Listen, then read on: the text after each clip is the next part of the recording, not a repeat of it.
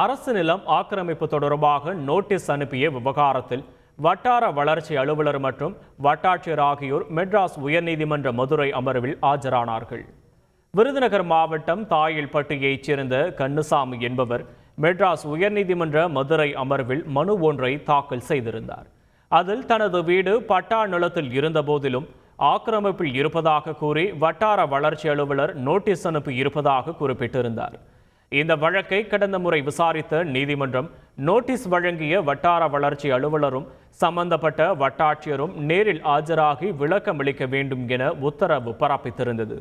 இந்த வழக்கு மீண்டும் விசாரணைக்கு வந்தபோது சிவகாசி வட்டாட்சியர் வடிவேல், வட்டார வளர்ச்சி அலுவலர் பிரின்ஸ் ஆகியோர் நீதிமன்றத்தில் ஆஜரானார்கள்.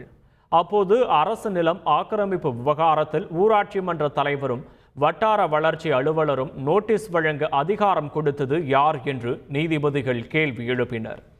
அதைத் தொடர்ந்து தமிழ்நாடு ஆக்கிரமிப்பு அகற்றும் விதிகள் சட்டத்தை வருவாய்த்துறையினர் முறையாக பின்பற்ற வேண்டும் என்று நீதிபதிகள் உத்தரவிட்டனர். செய்திகளை உடனுக்குடன் தெரிந்து கொள்ள உடனே சப்ஸ்கிரைப் பண்ணுங்க.